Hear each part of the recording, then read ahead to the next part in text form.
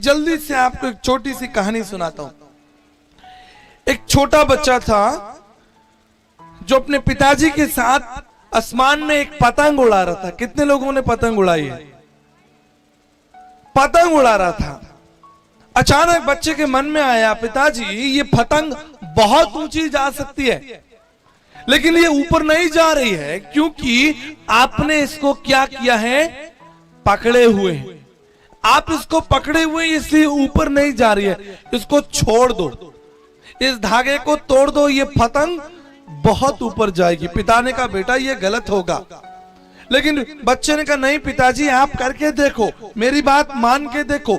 अगर आप इस धागे को तोड़ देंगे तो ये पतंग बहुत दूर आसमान में चली जाएगी, बहुत दूर। अब पिताजी क्या करें? पिताजी ने पतंग को, धागे को तोड़ दिया। जानते हैं क्या हुआ? पतंग थोड़ी देर ऊपर आसमान में गई और बहुत तेजी से नीचे जमीन में आकर गिर गई और छोटे छोटे बच्चों ने उसे लूट लिया और वो फट गई। क्या समझे? बच्चा क्या चाहता था? बच्चा चाहता था कि हम इसको स्वतंत्र कर दे, इस पतंग को हम स्वतंत्र कर दे। पिता ने कहा नहीं। मेरे प्रियो, मैं आपको एक गंभीर बात बताना चाहता हूं।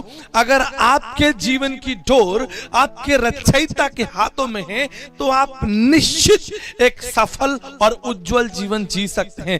लेकिन जिस समय आपने अपने जीवन की डोर को अपने परमपिता परमेश्वर के हाथ से छीन लिया, आपको याद है लूका 15 के अनुसार एक जवान बच्चा था, वो अपने पिता के पास में आया। उसने अपने पिता से कहा, क्या कहा?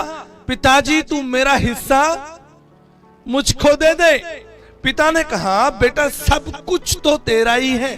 उसने कहा, नहीं फिर भी जो मेरा हिस्सा है वो मुझे दे दो। और बाइबल बताती है, कहानी में लिखा है, वचन में लिखा है कि पिता ने अपने पुत्र को वो हिस्सा जो उसका था उसको दे दिया। कुछ दिन बहुत अच्छे बीते।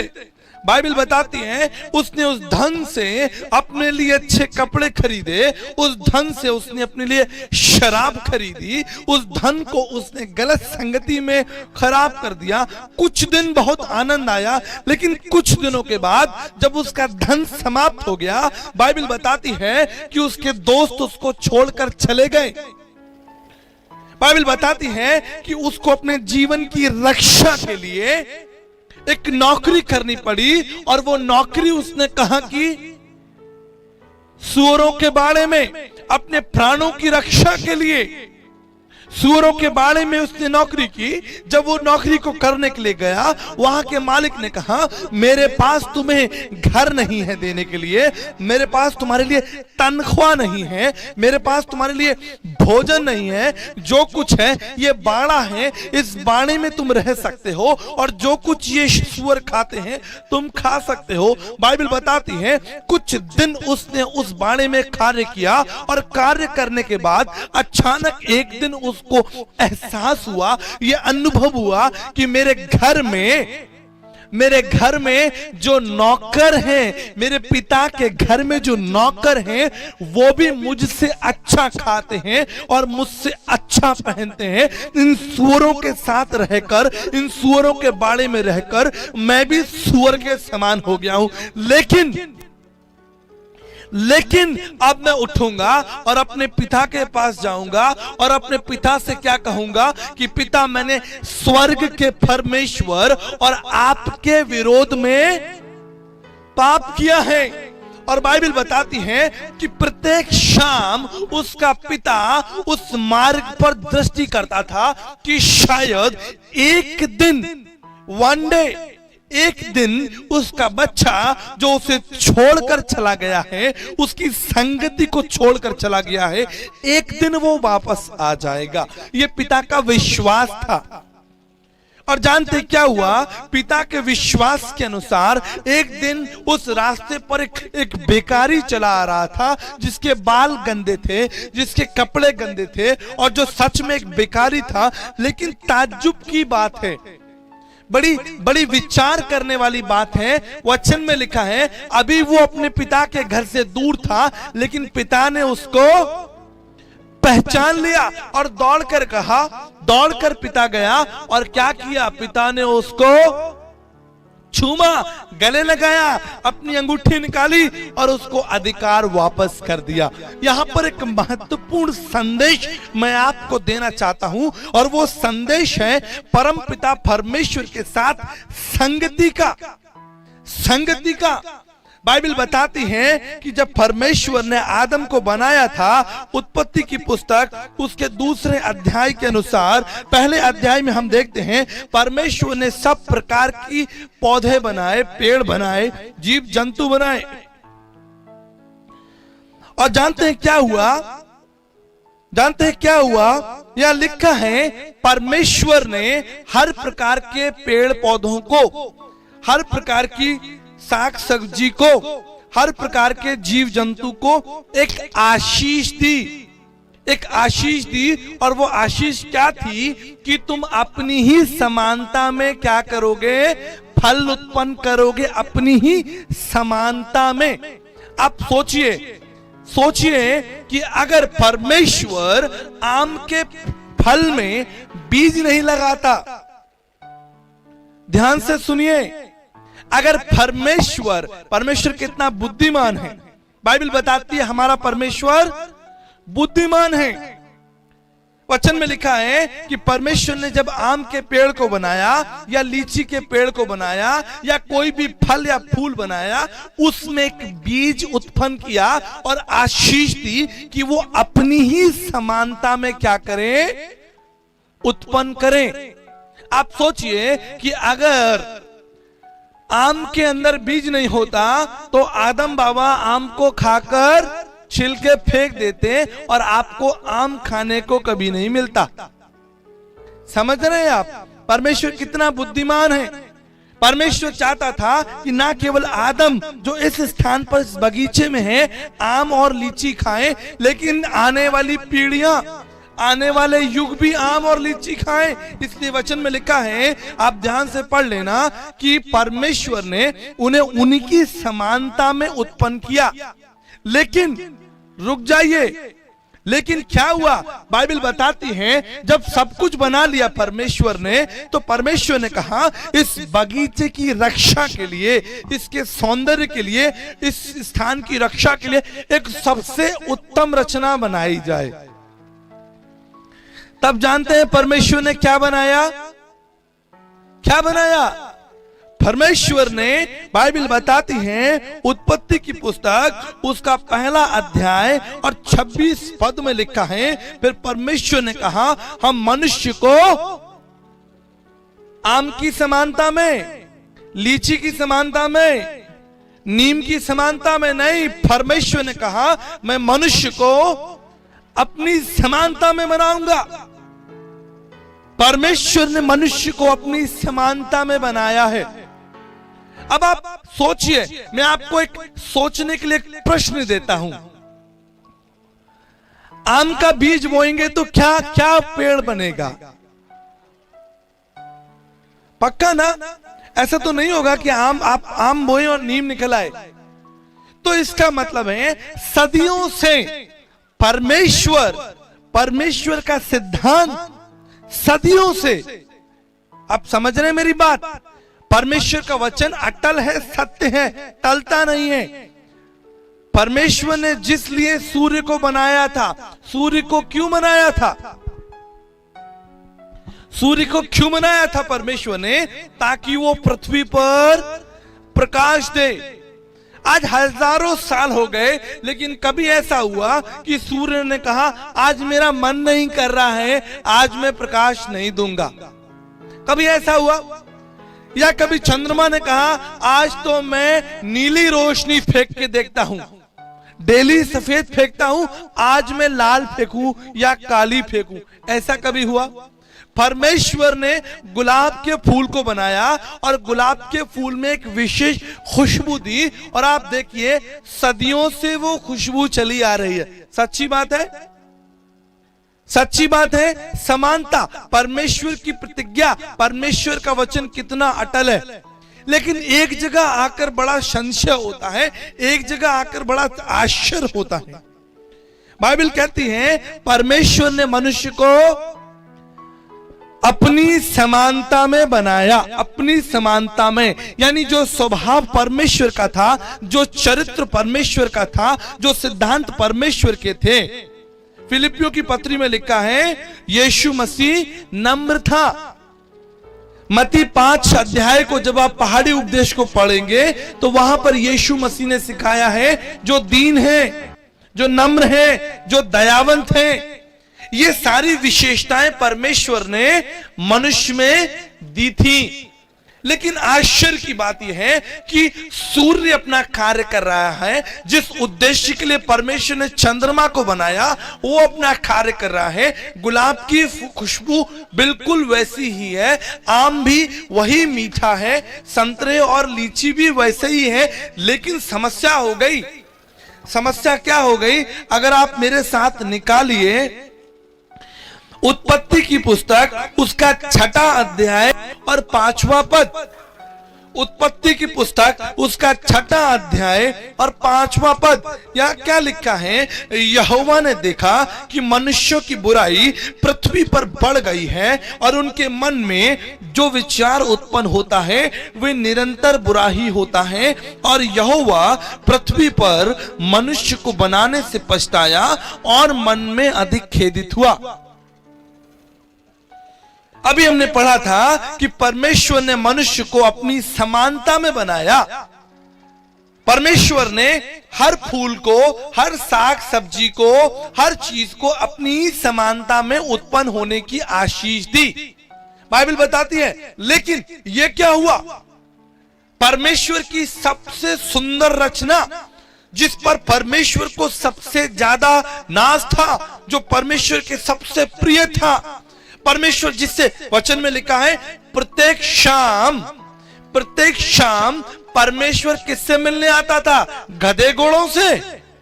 प्रत्येक शाम परमेश्वर सांप और बिच्छुओं से यहोवा परमेश्वर आदम और हव्वा से मिलने आता था। सारी प्रकृति को छोड़कर, पहाड़ों को छोड़कर, ठंडी बर्फ को छोड़कर, अच्छी जलधारा और बगीचे को छोड़कर परमेश्वर किससे मिलने आता था?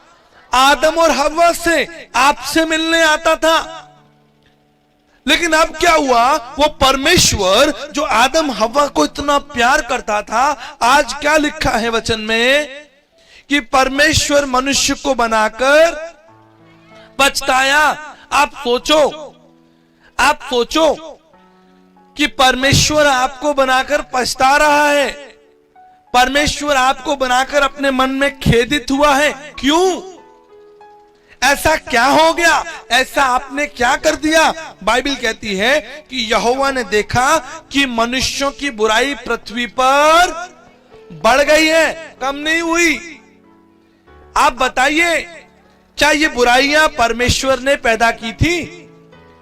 बाइबल कहती है परमेश्वर ने मनुष्य को अपनी समानता में बनाया। लेकिन ये बुराइयां कहां से आ गई?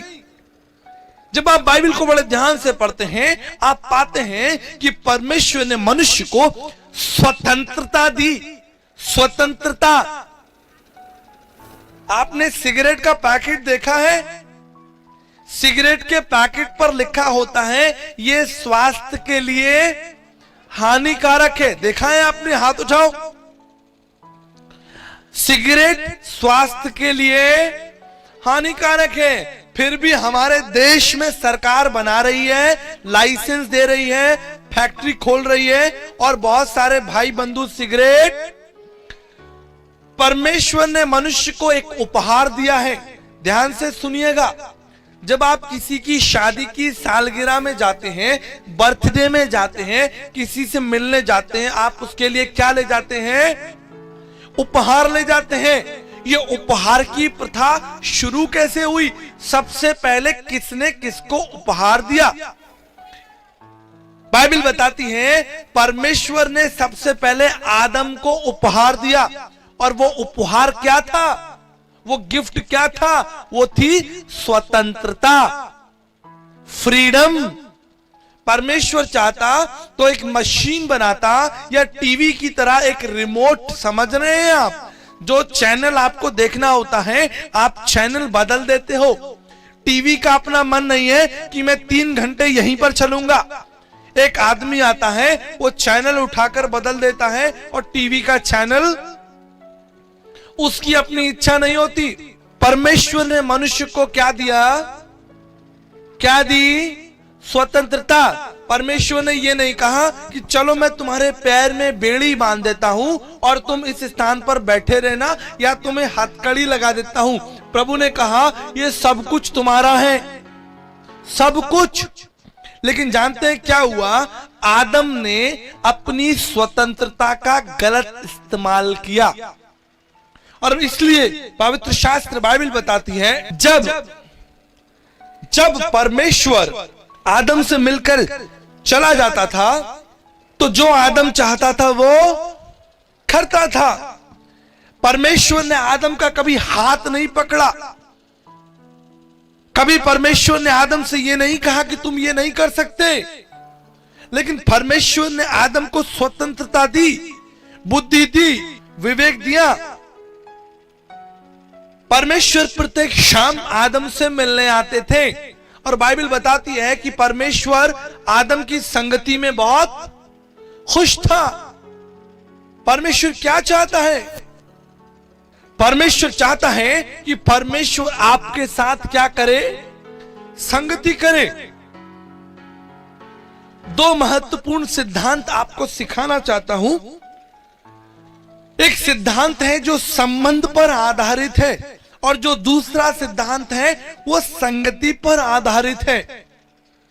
जब परमेश्वर ने मनुष्य को बनाया तो परमेश्वर रचयिता हुआ और हम परमेश्वर की रचना हुए। सिद्धांत है वो संगति का सिद्धांत है। आपको याद है जब भी प्रभु यीशु मसीह ने किसी को चंगाई दी, प्रभु ने कहा तुम क्या चाहते हो मैं तुम्हारे लिए करूं? तुम क्या चाहते हो? प्रकाशित वाक्य उसके 3:20 में परमेश्वर ने कहा है, यीशु मसीह ने कहा है, देख मैं द्वार पर खड़ा खटखटाता हूं। अगर तुम द्वार खोलोगे तो मैं भीतर, ये नहीं लिखा है कि देख मैं तेरा द्वार तोड़कर भीतर आऊंगा। परमेश्वर आपके साथ संगति करना चाहता है। परमेश्वर आपके जीवन में भलाइयां करना चाहता है। वो आपके जीवन में उपकार करना चाहता है। लेकिन परमेश्वर का एक सिद्धांत है, जब आप परमेश्वर को ये अवसर देंगे कि वो आपके जीवन में कार्य करे तो ही वो कर सकता है। आज आप देखिए इस संसार में कितनी बुराई बढ़ गई है। लोग आत्महत्या कर रहे हैं, पति पत्नी का झगड़ा बढ़ रहा है, माता पिता के साथ जवान बच्चों का संबंध टूट रहा है। हमारे ऊपर जो अधिकारी बैठे हैं उनसे हमारा संबंध अच्छा नहीं है। हम अपनी समस्या लेके जाते हैं, वो हमें टाल देते हैं। हर जगह अस्त व्यस्त। परमेश्वर को दिखाई नहीं देता क्या? लेकिन परमेश्वर अपने सिद्धांत पर आधारित है। जब तक आप अपने जीवन में, अपनी समस्याओं में, अपनी कमी में, अपनी घटी में परमेश्वर को निमंत्रण नहीं देंगे, वो आपके जीवन में कार्य नहीं कर सकेगा। वो आपके जीवन के दरवाजे को तोड़ना नहीं चाहता। वो आपके जीवन के दरवाजे पर खटखटाना चाहता है। आपको अंदर से द्वार खोलना है। वो आपके द्वार को तोड़ेगा नहीं। चाहे आप नशा करिए, चाहे आप अपने माता पिता से झगड़ा कीजिए, अपनी पत्नी को मारिए, कुछ भी करिए, कुछ भी बुराई करिए, परमेश्वर आपको रोकेगा नहीं। क्यों? क्योंकि परमेश्वर ने आपको विवेक दिया है। लेकिन इसका मतलब यह नहीं है कि परमेश्वर कमजोर है। बाइबल बताती है एक दिन परमेश्वर इस स्वतंत्रता का न्याय करेगा। हालेलुया। परमेश्वर ने हमें स्वतंत्रता दी है कि हम अपने जीवन का क्या करें। हम इस जीवन में परमेश्वर के साथ संगति करें या दुष्ट शैतान के साथ संगति करें, ये आपके हाथों में है। आप अपने शरीर को किसके पास ले जाना चाहते हैं, परमेश्वर के पास या दुष्ट शैतान के पास, जो आरंभ से ही झूठा और हत्यारा है।